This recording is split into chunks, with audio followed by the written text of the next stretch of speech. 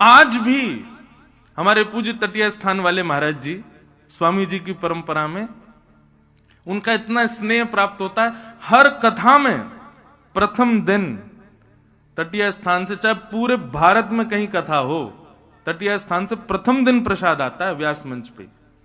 कितना ध्यान रखते हैं महाराज जी। तो किसी वैष्णव ने वहां पर भंडारा कराया, आज भी 1000, 1500, 2000 लोग, आप भी चले जाओगे तो वहां प्रसाद मिलेगा आपको, दोपहर में सब भोजन मिलेगा, ठाकुर जी की प्रसादी मिलेगी। लोग बाग कराते हैं, कोई ना भी कराए तो भी चलता है। तो एक दिल्ली के बड़े सेठ ने अभी मुझे बताई ये कथा, तो मैं बता रहा हूं आपको। दिल्ली के बड़े सेठ ने आकर के देखा कि यार यहाँ तो 2-2,500 लोग प्रसादी पा रहे हैं, मैं भी सेवा करूं। उसने जाके वहां सेवकों से पूछा क्या करना है। बोले कि इतनी राशि लगेगी, तुम्हारा मन हो तो कराओ, नहीं भी मन हो तो हमारे यहाँ तो चलता ही रहता है। प्रसादी पा करके उसने कहा ठीक है। दूसरे दिन उसने अपनी सेवा रखी, दूसरे दिन प्रसादी बनी, सब लोगों ने पाई, उसने भी पाई। पा करके वो महाराज जी जो अभी विराजमान हैं उनके पास गया, और जो भी सेवा थी वो महाराज जी के चरणों में रखते हुए उसने कहा, महाराज जी लेकिन एक बात कहूं, कल जैसा स्वाद हो ना वैसा आज ना हो, कल वाला स्वाद ज्यादा बढ़िया हो। महाराज जी ने जो उसने सेवा दी थी ना, वो उठा के उसी के गोद में धर दी। बोले बावड़े कैसी बात कर रहे हो हैं? कल श्री जी ने भोग लगायो, कल भी स्वाद हो, और आज भी श्री जी ने भोग लगायो, आज भी स्वाद है। ये तेरी जीव के चटोरेपन के काजे भोग ना बने, हमारी श्री जी को प्रसाद है, ये नित्य स्वाद में रहे। तू कह रहा हो कल स्वादिष्ट हो आज ना है, ले जा अपनी सेवा, ना चाहिए हमको। अरे श्री जी के प्रसाद में स्वाद को अंतर करे, कल ज्यादा स्वादिष्ट हो आज स्वादिष्ट, ऐसी भावना रखे। श्री जी के मुख से स्पर्श है कि आयो या को मतलब वो स्वादिष्ट ही है। सांसारी व्यक्ति ये विचार करता है इसमें नमक है कि नहीं, नींबू है कि नहीं, मिर्च है कि नहीं, मसाले हैं कि नहीं, लेकिन वैष्णव विचार करता है कि ये ठाकुर जी के सन्मुख पधराया था तो ये सर्वगुण संपन्न है, ये सर्व प्रकारेण मेरा कल्याण करेगा, इसमें कोई दोष नहीं है। आज भी ऐसी भावना है, वहां पर धन को और मूल्यवान वस्तुओं को महत्व नहीं दिया जाता। वृंदावन के रस उपासक महत्व सांसारी वस्तु को दे ही नहीं सकते। यहां के बंदर भी आपका चश्मा लेके इसलिए जाते हैं, अरे भैया जो नेत्र श्री जी ने दिए उनते देख, ये नकली चश्मा काई को लगा के देख रहे हो हमारी लाडली जू को, असली आंखन ते देख। या हमारे वो भी लेके भाग जाए, पर्स वर्स लिए घूम रहे तो पर्स लेके भाग जाए। बोले कहां तक ले घूमेगा, लुटा दे या कुछ सबन में वाकू ले जाए। वृंदावन के रस को समझो भैया। यहां भौतिक मूल्य, भौतिक वस्तु का कोई मूल्य नहीं है, यहां तो भाव का मूल्य है, यहां भाव मूल्यवान है। नंद बाबा लुटा रहे हैं और सब ब्रजवासी लूट करके ब्रजवासी भी लुटा रहे हैं। इतना आनंद है रहे हो है, सब नाच रहे हैं, गा रहे हैं। हमारे पूज्य पिताजी सुनाते हैं, एक 80 वर्ष की मैया अपने घर से निकल के आई बिना दांत वारी, और वहां आकर के देखी महाराज माखन के गोला बना बना के लुटाए जा रहे हैं, एक दूसरे पे मारे जा रहे हैं। वहां आकर के पूछी, अरे भैया जे कहा भयो है, हमारे वृंदावन में यो ना के क्या हुआ है, क्योंकि कहा भयो है। जैसी मैया ने आके पूछी ये कहा भयो है, इतने में एक ब्रजवासी ने माखन को गोला बना के भाई मैया के मोड़े मारो, बिना दातन के सटक से भीतर चलोगो, मैया के पेट में चलोगो, चीकनो मोह है गयो। मैया जीभ ते चाटन लगी। बोले अब तो बताए थे कहा भयो। बोले मैया तेरो मोह चीकनो है गयो, मीठो है गयो, पेट भर गो, अब उन्ना पता चली कहा भयो। अरे भैया हमारे नंद बाबा के लाला भयो है। मैया तो वही नाचन लगी, नाचते नाचते बोली ऐसे लाला रोज ही होए करे भैया, ऐसे लाला तो रोज ही होए हमारे ब्रज में।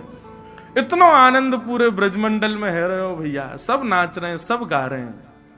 ऐसा आनंद, ऐसी धूम पूरे ब्रजमंडल में बची है, सब नाच रहे हैं, सब गा रहे हैं, सब आनंद मना रहे हैं। वह नंदोत्सव की भैया केवल हम सुगंध मात्र ले सकें, वाह को अनुभव करना तो बहुत दूर की बात है। हमारे ब्रज में बंधुओं कई उपासक तो नंदोत्सव के ही हैं, जैसे हमारे पंडित श्री गया प्रसाद जी महाराज, गोवर्धन वारे बाबा, शास्त्री जी, वे नंदोत्सव के बड़े प्रेमी थे। कहीं भी नंदोत्सव होता था ना, तो वो अपनी कुटिया में ही बढ़िया सुंदर सामग्री, लड्डू, मोहनथाल आदि खुद ही लुटाने लग जाते, बंदरन को लुटा देते, कोई को भी पधरा देते। पतो चल जाती गोवर्धन में कहीं कथा है रही है और आज चौथो दिन है, वहां पे नंदोत्सव है रो है, सो बाबा अपनी कुटिया को सजाते कि आज नंदोत्सव है रो है। इतना नंदोत्सव से प्रेम करते थे बाबा। तो ऐसे हमारे ब्रज में कई उपासक हैं, वो आज भी नंदोत्सव पतो चल जाए कथा में नंदोत्सव है, आज भी इतना स्नेह करें, ऐसे आनंद में भर जाएं, ऐसा भाव उनको आ जाए कि हम ही ब्रजवासी हैं, वह नंदोत्सव को उत्सव मना रहे हैं।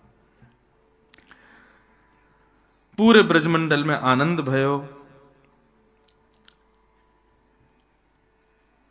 नंद बाबा ने खूब लुटायो।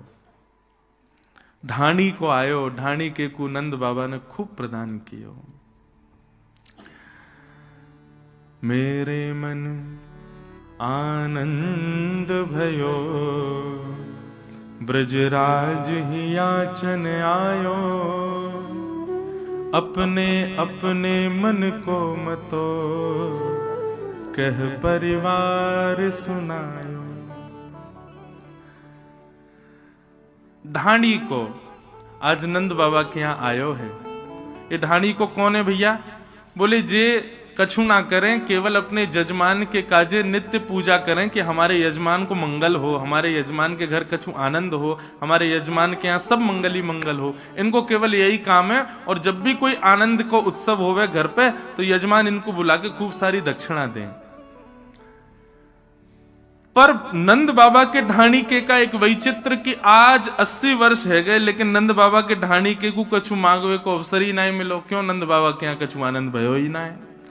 फिर भी नंद बाबा वाक को विचार करके कछु ना कछु वाके घर भेजते रहे, लेकिन वहां से वाकु सुख ना मिले। वाकु यही लगे कि भैया नंद बाबा के कछु लाला होए, कछु उत्सव होए, तब मैं मांगवे जाऊं, अधिकार से मांगवे जाऊं।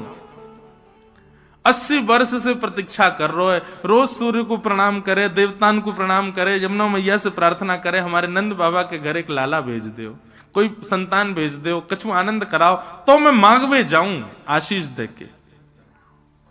आज ढाणी के कुछ जैसे पता चली नंद बाबा के घर लाला भयो है, ओ हो महाराज, पहले तो मूर्छित है गए हो, सुन करके इतना आनंद भयो कि मूर्छा में चलो गो, लेकिन बाद में होश में आयो तो दौड़ो दौड़ो नंद भवन पे आयो है।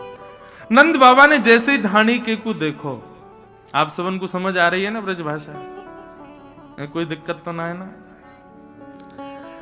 तो जैसे ही ढाणी के को आयो, नंद बाबा ने भी दौड़ करके बाकू हृदय से लगायो। नंद बाबा बोले, अरे ढाणी के, मेरे अकेले की तपस्या ना 80 वर्ष की तेरी तपस्या है भैया, तू प्रतीक्षा कर रो, आज तेरे मन की है गई है, अब तू बता, आज चूकियो मत, आज चूकियो मत, 80 वर्ष की पूरी कसर निकाल ले, सब मांग ले, जो तेरे मन में हो तू मांग ले आज मुझसे। ये बात आप लिख लीजिए बंधुओं कि ठाकुर जी पधारेंगे तो संग्रह की स्थिति नहीं रहेगी। नंद बाबा का बस नहीं चलना, नहीं तो स्वयं को लुटाते हैं। नंद बाबा बोले मांग का चाहिए। अब ये ढाणी के को प्रसंग ब्रज भाषा में इतना प्यारो प्रसंग है, पूज्य पिताजी बहुत भाव से गाते हैं। मेरे मन आनंद भयो, ब्रजराज ही याचन आयो, अपने अपने मन को मतो, कह परिवार सुनायो। मैं आज आपके पास जब मांगवे आने लगो तो मेरे परिवार के लोगों ने पूछी कहां जा रहे हो, मैंने कि अरे नंद बाबा के लाला भयो है, मेरी अम्मा नाचन लगी, मेरे बालक नाचन लगे, मेरी घरवारी नाचन लगी, सब पूरे घर में सब नृत्य करने लगे। बोले भैया आज हमारे यजमान के घर लाला भयो है। सबन ने अपनी अपने भाव रखे, कछु कछु मांगो है, मैं आपकी आज्ञा हो तो बताऊं। नंद बाबा बोले हाँ बता, कहा चाहिए? बोले तेरे तात कहो समझाए राय सो, जाए आशीषा दीजे। मेरे बड़े भैया ने कहिए कि भैया नंद बाबा के लाला को मेरी तरफ से आशीर्वाद दियो और बधाई में मेरे काजे कहा लाएगो? बोले कहा लाऊं? बोले 200 भैंस दूध मन मन की मेरे काजे लीजो। 200 भैंस लेके आई और कैसी भैंस? बोले एक भैंस के नीचे 1 मन दूध हो, मतलब एक भैंस 1 मन दूध देती हो। नंद बाबा बोले हे ढाणी के, तेरी उम्र कितनी है गई? बोले 100 के आसपास। और तेरे भैया की? वो भैया उचल लो होगो 150 के आसपास। अब भैया द्वापर में तो बड़ी उम्र होती सबकी। बोले 150 की उम्र में 200 भैंसन को दूध पी के कहां जाएगा भैया? और 1 मन दूध एक गई, एक भैंस थे, 200 मन दूध रोज होगा तेरे घर में, कहा करेगो भैया या को? बोले व्यापार आदि करेंगे। बोले देख भैया, हम लोग सात्विक लोग हैं, भैंस वैंस ना पालें, हमारे घर पे भैंस तो है ना है, और दूर दूर तक ब्रजमंडल में कोई भैंस है ही ना है। ठीक है, तेरे भैया की ज्यादा ही इच्छा है तो कहीं से मंगवा के वाको भिजवा देंगे। ठीक है, 200 भैंस देंगे। और बता क्या चाहिए तो? बोले मैं अपने बड़े भैया की बात मान के आने लगो। इतने में ही तापाछे आछे समझाए तिनके जेठे भैया, वाके काजे दीजो बाबा सुभग 700 गैया। मेरो एक और बड़ो भैया है, वातु बड़ो भैया। नंद बाबू बोले बाकी उम्र कितनी है? बोले वो 200 साल को है गो। बोले वाह, 200 भैंसन को दूध ये बीचवारो पीवेगो, 700 गैया को दूध वो बड़ो वारो पीवेगो। 700 गैया चाहिए? बोले हाँ चल भैया, गैया तो हम देंगे। गैया तो तू चाहे 700 नहीं, तू 7000 ले जा। 9 लाख गाय है नंद बाबा के भवन में। ठाकुर जी अरे गेरे ना भय भैया, खूब सोने की चम्मच मुंह में आइए सीधे, ऐसे घर में आए ठाकुर जी। और लाल जी भैया विचार ना करें, तो हमारा विचार है। ब्रज के कोई भी व्यक्ति गरीब नहीं है, ब्रज पूरा समृद्धवान है। और समृद्धवान किस भाव से? ब्रज में धन लक्ष्मी तो महाराज लोटी पड़ी रहे ब्रजमंडल में, लक्ष्मी तो ऐसी ही लोटी भई है। ब्रज के लोग तो भाव और प्रेम के समृद्धवान है। ब्रज के लोगों में जैसो प्रेम है, सो कहीं ना मिलेगा आपको। तो वाके काजे 700 गैया दियो। अच्छा 200 भैंस है। मुनीम जी लिखते जाओ भैया, जो जो कह रहे हो सब देंगे याकू। बोले और बता? बोले मैं दोनों भैया की बात मान के आने लगो। इतने में ही मेरो बेटा बड़ो सुखदाई, तैसे ताके साथी, वाके काजे दीजो बाबा मत मदा तो हाथी। मेरो बेटा बोलो कि भैया मैं जाऊंगा नंद बाबा के लाला को आशीर्वाद देवे, लेकिन बाबा ऐसे ना जाऊंगा, तो अपने सखान के संग जाऊंगा। नंद बाबा बोले तो फिर बातें कहो, अपने सखान के संग आ जाए, पूरी टोली लेके आए, सब व्यवस्था कर देंगे हम। बोले ऐसे ना आवे गो। बोले तो? बोले वाने कहिए मेरे काजे एक मत वालो हाथी लेके आई हो, वहां पे आगे मैं बैठूंगा, मेरे सब सखा बैठेंगे, और नंद घनानंद भयो जय कन्हैया लाल की गाते भय हम आमेंगे। हमारे काजे एक हाथी लेके आएंगे। आहा, अच्छा देखो ढाणी को बोल रहा है और नंद बाबा लिखवा रहे हैं, और लाखों ब्रजवासी चारों तरफ बैठ करके सुन रहे हैं। और जैसे ही नंद बाबा ने कि हाँ भैया हाथी देंगे, तभी ब्रजवासी ने पंक्ति लिख दी, हाथी दीने। अभी घोड़ा तो आवेंगे आगे, रुको। ये जो नंद घनानंद भयो जय कन्हैया लाल की, ये सब गा ही रहे हैं। जैसे जैसे जैसे 200 भैंस नहीं, सब गाने लगे नंद घनानंद भयो जय कन्हैया लाल की जय हो, नंद बाबा की खूब दान कर रहे हैं। गैया दई, भैंस दई, और हाथी दियो। बोले और बताओ और क्या चाहिए? आज का व्यक्ति इतना दान कर सकता है? इतने में डर जाएगा, भैया रुक जा, कोई हम पे लॉटरी थोड़ी लगी है जो लूट के ले जाएगा। लेकिन नंद बाबा कह रहे तू बोल तो जा, बस चुप मत होइयो, रुकियो मत, बोल और बता क्या चाहिए। बोले मैं बड़े बेटा की बात मान के आने लगो। इतने में मेरा छोटो बेटा आ गया, और छोटे बेटा ने कहा कही, बोले छोटो सुत चंचल अति मेरो, छोटो सुत चंचल अति मेरो, लाड़ चाव को जोड़ा, वाके काजे दीजो बाबा 10 है राशि घोड़ा। अब गाओ हाथी दीने घोड़ा दीने। अब अगली के काजे रुको, आगे देंगे। हाथी दिए, घोड़ा दिए, गैया दई, भैंस दई, 10 है राशि घोड़ा। मत वाले, आनंद वाले और बढ़िया दौड़वे वाले घोड़ा, 10 घोड़ा दियो। नंद बाबा बोले देंगे भैया, हाथी देंगे, घोड़ा देंगे, सब देंगे, और बता और क्या चाहिए? बोले मैं छोटे बेटा की बात मान के आने लगो, इतने में बड़े बेटा को अभी भी ब्याह भयो मेरे को। मेरी बहू आ गई घूंघट करके और कहा बोली, बेटा बधू लाज तजमो सो घूंघट मुख दे बोली। मेरे बेटा की बहू आई और आकर के मुंह से बोली, ससुर जी, पिताजी, मेरे पिताजी ने आपके लाला से मेरो ब्याह यामारे कियो क्योंकि आप नंद बाबा के ढांडी के हो। सबन ने यही कही मुंह से आके, अरे भैया नंद बाबा यजमान है या के घर में ब्याह कर ले, खूब आनंद में रहेगी, खूब सुख समृद्धि रहेगी, नंद बाबा खूब दान करेंगे। लेकिन आज इतने वर्ष मेरे ब्याह को हुए गए, आज तक कोई दान मुंह को दिखो ना है। आज नंद बाबा के लाला भयो है, पिताजी मेरे काजे कहा लाओगे? बोले बता बेटी तो को कहा चाहिए? बोले मेरी तरफ से लाला को खूब स्नेह करियो और नंद बाबा से जाके कहियो मैं उनकी भी बहू हूं, या मारे नख सिकसों गहनों सब ले हो, तीहर से ती चोली। पैर के अंगूठा से लेके सिर तक जितने गहने हूं मैं एक स्त्री के, वो सब गहने बनवा करके मेरे काजे लाई हूं। नंद बाबा के नेत्र सजल हो गए। अरे ढाणी के, तेरी बहू तो हमारी बहू है। मुनीम जी, सुनार को बोलो जावेगो और जाके बहू को पूरा नाप लेके आवेगो और जैसो वाकू प्रिय हो वैसे वाके काजे गहने भिजवाओ। ब्रजवासियों के नेत्रों में अश्रु आ रहे हैं कि आज नंद बाबा कितने प्रसन्न हैं। अच्छा, कई बार क्या होता है बंधुओं कि कई घरों में पुरुष ज्यादा उदार मना होते हैं तो पत्नी हाथ बस अब ठीक है इतना ही करो, अब कहां इतना लुटा रहे हो। लेकिन यहां पर यशोदा जी ऐसी नहीं है। अभी सुनना आगे क्या हुआ।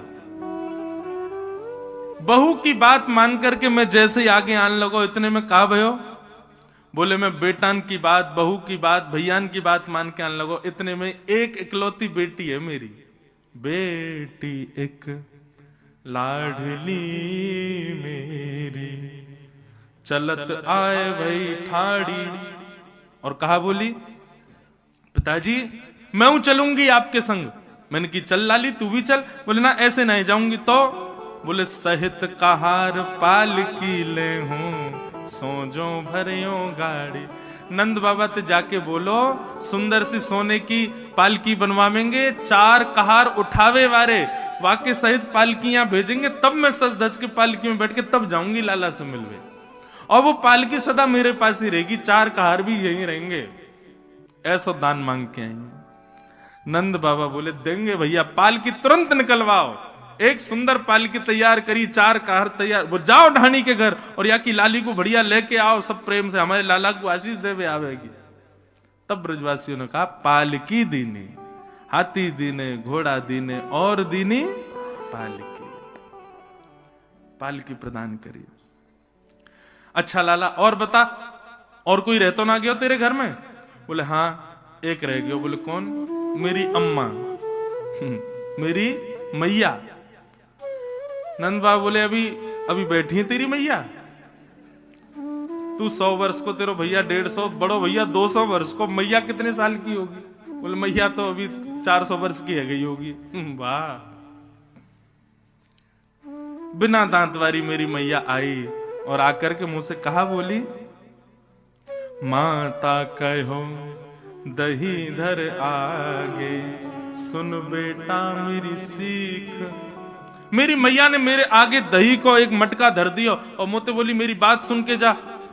80 बरस बाद आज नंद बाबा के यहाँ लाला भयो है। ऐसो दान मांगियो नंद सो, हम बहुरे न मांगे भीख। ऐसो मांग के आइयो, ऐसो मांग के आइयो कि जीवन में फिर कभी हमको मांगनो ना पड़े, नंद बाबा से कभी कछु कहनी ना पड़े। ऐसो दान मांग के आइयो। नंद बाबा बोले अरे भैया तेरी मैया की बात हम निश्चित मानेंगे, सब चीज दुगनी दुगनी करके देंगे। 200 नहीं 400 भैंस देंगे, 700 नहीं 1400 गैया देंगे, 1 नहीं 2 पालकी देंगे, 1 नहीं 2 हाथी देंगे, 10 नहीं 20 घोड़ा देंगे, सब चीज दुगनी दुगनी देंगे तो को। और कोई रह तो ना गयो? इतने में ढाणी को बोला हाँ हाँ सबन की बात है गई। इतने में यशोदा मैया बोली पीछे से, नहीं अभी एक रह गई है, तेरे बेटान की बात सुन लई, तेरे भैयान की बात सुन लई, तेरी लाली की बात सुन लई, बहू की बात सुन लई, मैया की बात सुन लई, तेरी घरवारी माने कछु ना मांगो। घरवारी को नाम सुनते ढाणी के नेत्र सजल हो। यशोदा मैया बोली एक सामग्री नहीं मिलेगी, पहले जे बता कि ढांडन ने कहा मांगो है, वानू तो कछु मांगो होगो। और ढाणिन की बात कहते हुए हृदय भर आया ढाणी का। उसने क्या मांगा? तब बोली मेरी घरवारी, नीके नीके जइयो। मैं सबन की बात मान करके जब अपने घर से बाहर निकल गए हो ना, तब मेरी घरवारी आई और आकर के मेरा हाथ पकड़ो और मुझसे कहा, बोली मैं 1 घंटा से देख रही हूं कोई 200 भैंस, 700 गैया, 2 हाथी, पालकी और सिर से पैर तक पूरे गहने, और जन कहा मांग रहे हैं। अरे नंद बाबा के लाला भयो है, कोई कुबेर को खजानो ना भयो जो इतनो मांग के आओगे उनसे। मेरी बात मानियो, नंद बाबा यदि थोड़ो दें बहुत कर मानो, पर लाज राख घर आई। यदि नंद बाबा एक तुलसी पत्र हाथ में धर दें तो वाकू भी पूरा संसार मान करके सिर से लगा करके घर आइयो, हमारी लाज रख करके आइयो, कुछ ज्यादा कहने की आवश्यकता नहीं है। ये बात सुनते ही नंद बाबा और यशोदा मैया दोनों के नेत्र सजल हो गए। ढाणी के को हृदय से लगा लिया नंद बाबा ने। ऐसो प्रेम, ऐसो स्नेह, ये ब्रजवासी हैं भैया। इनकी बात में कभी कभी आपको लग सके कि ये तेज बोल रहे हैं, इनके व्यवहार में कभी कभी आपको लोभ झलक सके, इनके स्वभाव में कभी कभी आपको ईर्ष्या झलक सके, लेकिन आप हमारी बात सत्य मानियो, ब्रजवासी बाह्य आवरण से लोभ, ईर्ष्या, द्वेष सब दिखावे, लेकिन हृदय से अत्यंत प्रेमी है। इसीलिए बांके बिहारी जी बिक गए इन ब्रजवासी के काज। ये व्यवहार में ऐसा कर सकें कि आपको लगे कि ये क्रोधी हैं, ये लोभी हैं, ये द्वेषी हैं, ये ऐसे बोल रहे हैं, ये अल्हड़ हैं, लेकिन हृदय से प्रेम को अगाध समुद्र है ब्रजवासी को। यही मारे श्री जगन्नाथ जी की भुजाएं खड़ी क्यों हैं? ये भुजाएं ऐसी क्यों हैं? ये प्रेम विगलित स्वरूप क्यों है श्री जगन्नाथ जी? जगन्नाथ जी पिघले हुए देवता हैं ब्रजवासियों की याद में। जब द्वारिका में रोहिणी मैया ब्रज लीला सुना रही थी कृष्ण पटरानियों को, उस समय कृष्ण, सुभद्रा और बलराम जी दोनों द्वार पर बैठ करके ब्रज की लीला सुन रहे थे, और लीला सुनते सुनते प्रेम की 10वीं अवस्था पार हो गई। आंखें पिघल गई, हाथ पिघल गए, पैर पिघल गए, पूरा अंग पिघल गया, और ब्रजवासियों की याद में दोनों भुजाएं खड़ी हो गई कि अरे भैया कोई लाओ इन ब्रजवासियों को मेरे हृदय से लगा दो। ब्रजवासी वल्लभ सदा मेरे जीवन प्राण, इनको ना ही बिसारी हो मोहे नंद बाबा की याद। तभी प्रकट हो गए श्री जगन्नाथ महाप्रभु। ये ब्रजमंडल के परकोटे में जितने ब्रजवासी हैं ना, इनके प्रेम के, इनके प्रेमी का स्वरूप है श्री जगन्नाथ जी का। ऐसा वर्णन आता है जगन्नाथ जी की लीलाओं में कि प्राचीन काल में जब इतने साधन नहीं थे ना, ब्रज से जगन्नाथपुरी पहुंचने में महीनों लगते थे, तो उस समय वृंदावन से यदि कोई ब्रजवासी निकलता था ना जगन्नाथपुरी के लिए, तो वहां मंदिर में बैठे हुए श्री जगन्नाथ जी का श्री विग्रह ऐसे झूमने लग जाता था अपने आप। और पुजारी जाकर के देखते जगन्नाथ जी झूम रहे, जाकर के निवेदन, जय जय आज कैसे झूम रहे हो? बोले अरे भैया बस कछु दिनान की बात है, एक ब्रजवासी मेरे दर्शन को आ रहा है, वाके काजे उत्तम व्यवस्था कर दो, वाके काजे भोजन की व्यवस्था कर दो। और सुनो, जब वो आवे ना, बाकी इनको तो दूर से दर्शन कराए दियो, लेकिन वह ब्रजवासी को चुपके तो मेरे हृदय से लाके लगाए दियो। मेरे हृदय की ताप तभी बुझे जब ब्रजवासी मुंह को हृदय से लगाए। ये परब्रह्म परमात्मा जगदीश्वर त्रिलोकी नाथ के शब्द हैं ब्रजवासियों के लिए।